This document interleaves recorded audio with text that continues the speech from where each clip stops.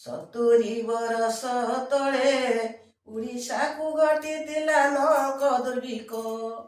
ଏ ଫଟା ମରମ କାହାଣୀ ଶୁଣିଲେ ପଥର ହୁଅଇ ପାଣି। ଉଦର ଜାଳାରେ ସିଝାଇ ଖାଇଲେ ତେନ୍ତୁଳି ପତର ଆଣି। ଶୁଣ, ଆମ ଓଡ଼ିଶାର 70 ବର୍ଷ ତଳେ ଲଙ୍କ ଦୁର୍ଭିକ୍ଷ ପଡ଼ିଥିଲା। ଲୋକମାନେ ଉଦର ପେଟ ଜାଳାର ସିଝେଇ ଖାଇଲେ ତେନ୍ତୁଳି ପତ୍ର ଆଣିକି। ସନାତନ ବୋଲି ଥିଲା ଜଣେ ଲୋକ, ମା ଭାଇ ପାଇଁ କାନ୍ଧର ପକାଇ ଝୁଲି ମାଗୁଥିଲା ଭିକ। ଦୟାବତୀ ଥିଲା ଜଣେ ରାଣୀ, 2 ଗିନା ଭାତ ଦେଲାଣି। ଖାଇ ନାହିଁ ପରା ଭାତ, ଖାଇଦେ 2 ଗିନା ଭାତ। ଦମ୍ଭ ହବ ତୋର ବୁଢ଼ ହାତ, ସନାତନ ତାକୁ ନ ଖାଇ ଜାତ ଭାତକୁ ଯତନେ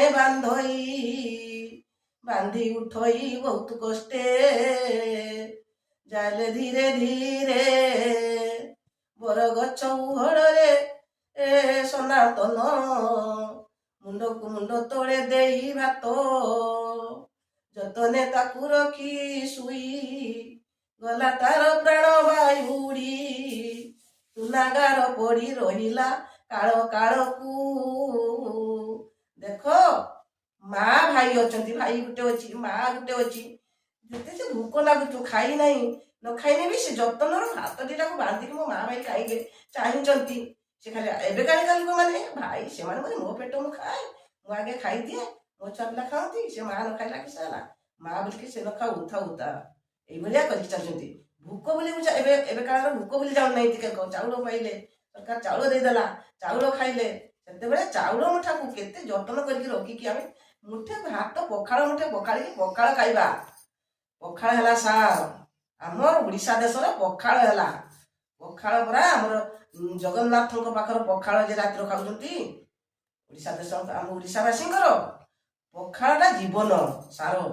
ପଖାଳ ମୁଠେ ଖାଇଦେଲେ କିଛି ନା, ଆମ ଖାଲି ଲଙ୍କା ଟିକେ ଦେଇକି ପଖାଳ ଟିକେ ଖାଇଦେଲା ସେଇଟା ଜୀବନକୁ ଶାନ୍ତି ଦିଏ। ପଖାଳରେ ଏମିତି ଅଛି ତାର।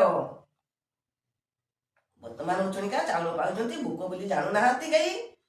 ସବୁ ଉଞ୍ଚଣିକା ଭଲ ଭେରାଇଟି ଖାଦ୍ୟ ସବୁ ବାହାରିଛନ୍ତି।